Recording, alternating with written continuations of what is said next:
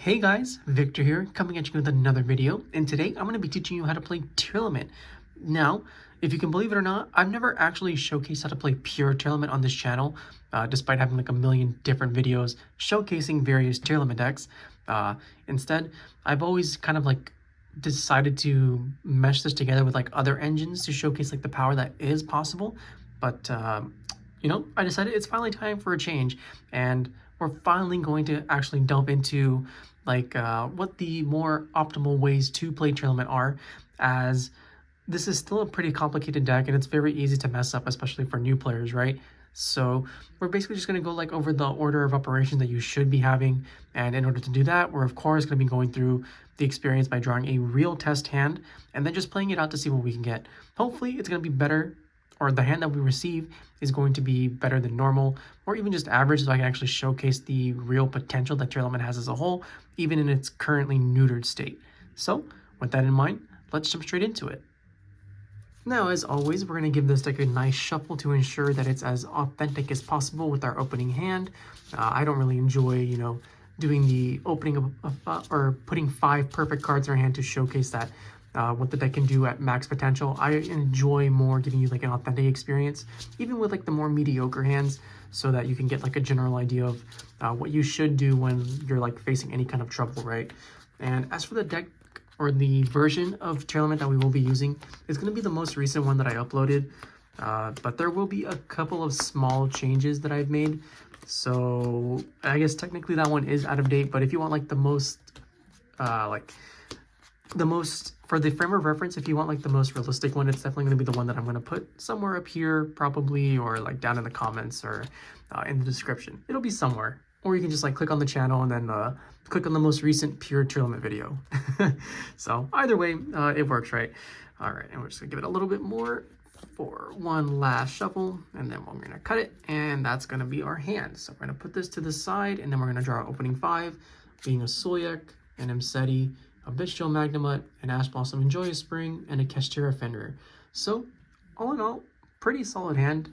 Now,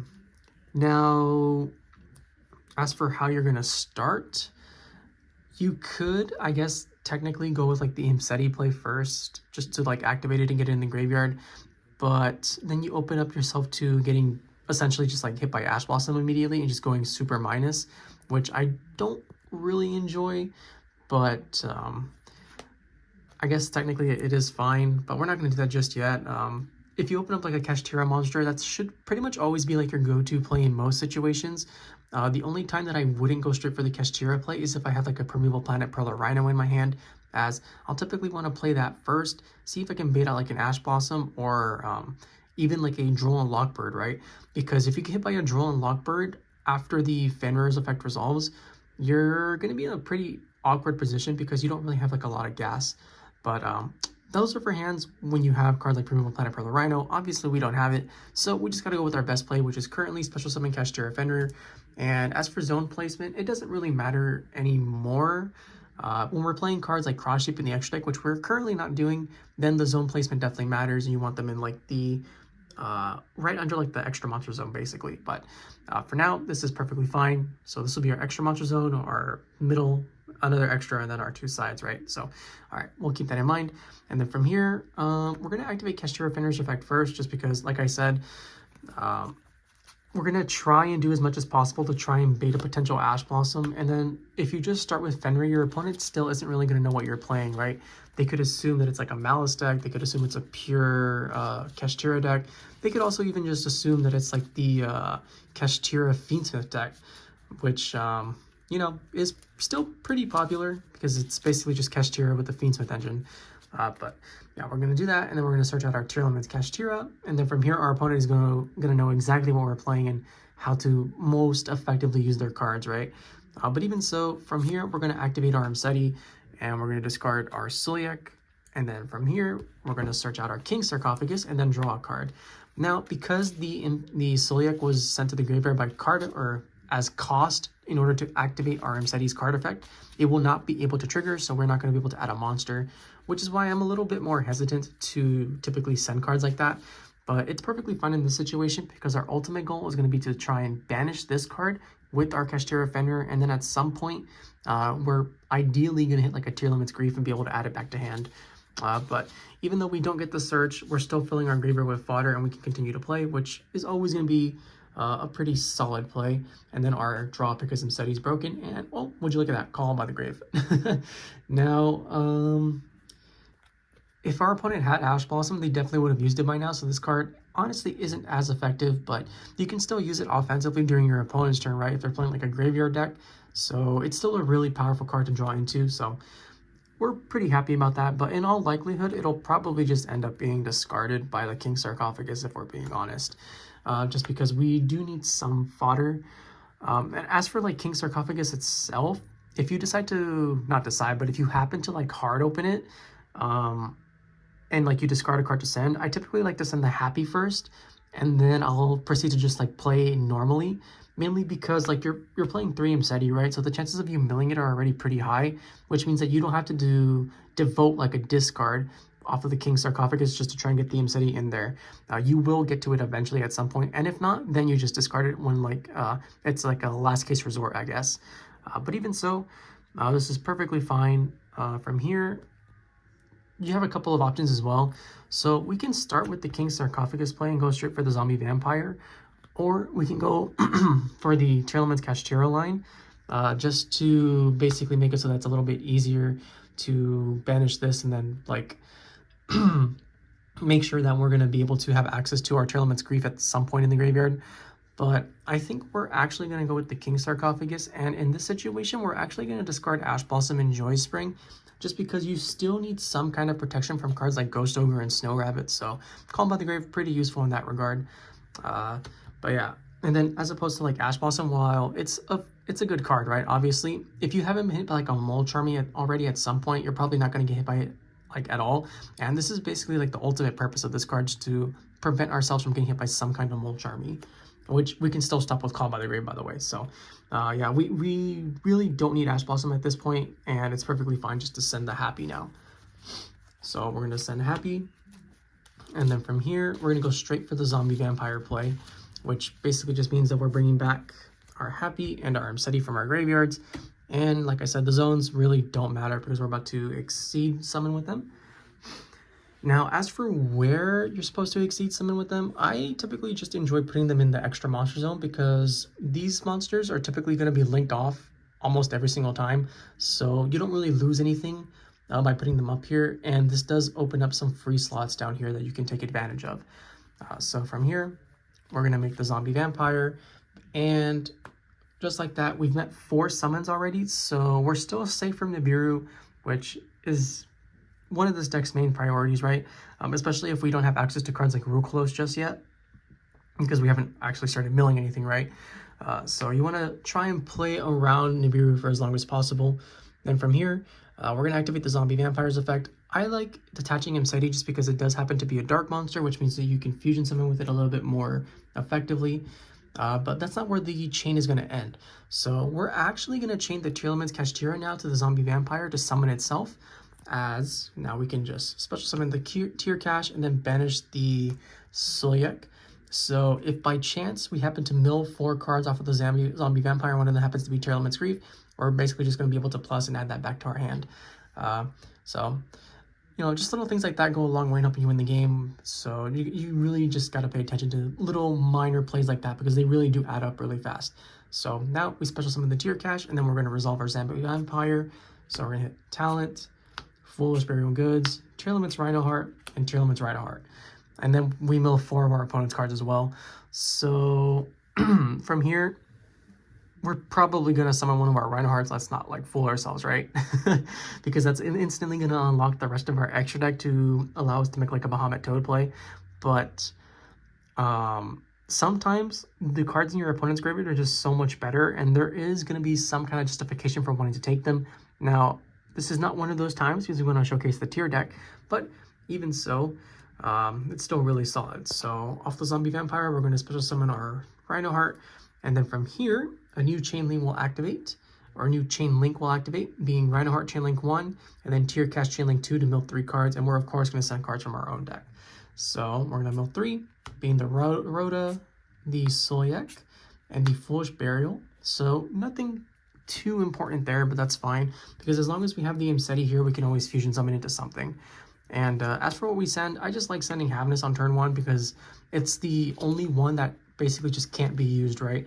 Especially during your first turn, for the most part. Like, there are some situations like where if your opponent has a Bestial Magnum and they drop it and then activate it, you can activate Havness to special summon itself and mill 3.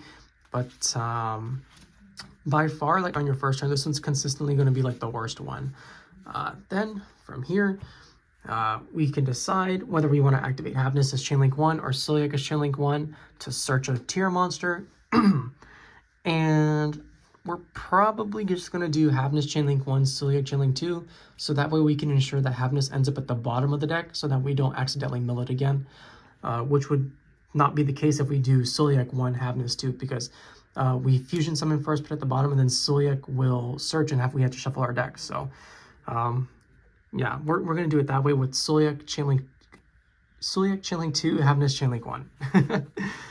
Okay, and as for what we're going to add, since we already used Tier Cache, we can technically get like another one in case we want to save it for like our opponent's turn, especially because cards like Sharon don't really matter currently, but I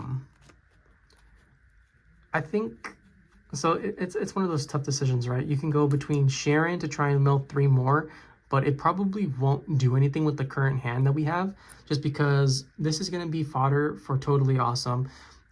These two don't do anything with Sharon besides, you know, just be there for Link Bodies. Zombie Vampire doesn't do anything. And then this one will just basically just give us a backup play that we can try and go with for like follow-up. So even though it doesn't sound that great in theory, I think we're still going to go with the Tier Cache in this situation just so that we could have follow-up on the next turn. Just because, like I said, the Sharon, while it does mill us 3 more, doesn't really accomplish all that much. Outside, unless we're trying to have like Trivy Karma in the graveyard to have access to our Primeval Planet Pearl or Rhino, but with how many cards our deck currently has, the chances of doing that are honestly pretty slim. And then if we do go for the Sharon play, that means that we're going to lose out on something like Bestial Magnum to try and prevent our opponent from playing, which is never ideal. But even so, I like gambling, so we're going with Sharon. I know I made all those justifications for why we should be playing or why we should be adding Tier Cache instead, but you know, gamblers gotta gamble. So we're gonna do that.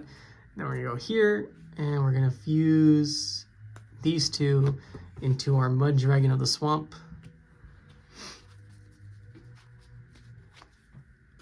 So boom, just like that, we have those now. And then we're gonna make our Bahamut Shark. And Bahamut Shark, oh, we gotta put these at the bottom. Don't forget about that. If you're fusion summoning with them, they gotta go to the bottom of the deck.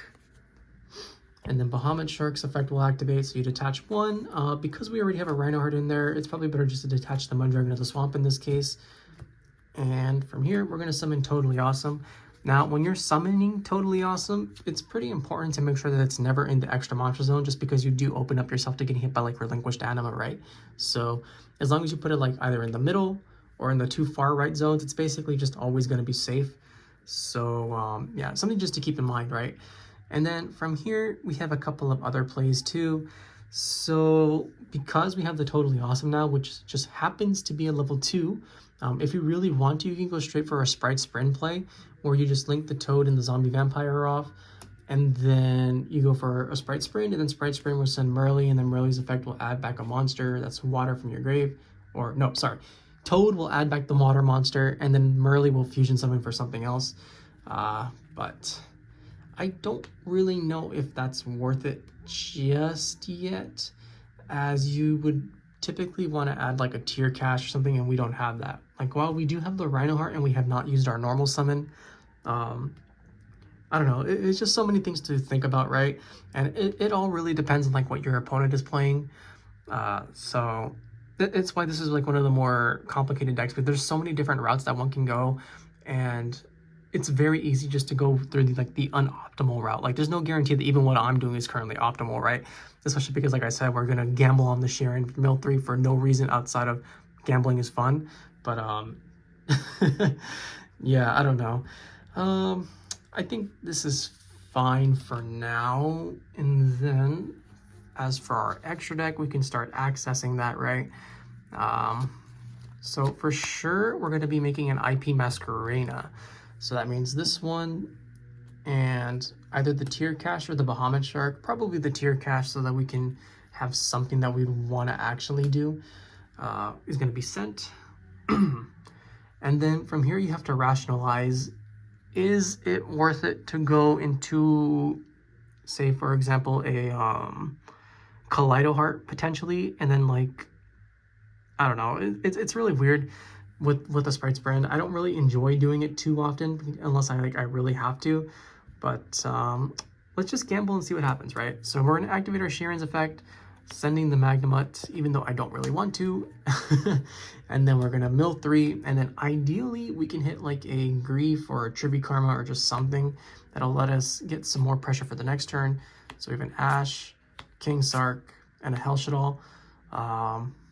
Not the worst. These two pretty mediocre already. We don't need those. But the Hellshadal will not activate, so that means that we have a potential play for like Hellshadal Winda, and we're going to be able to mill more cards as it mills for every different attribute, which we currently have 1, 2, and 3.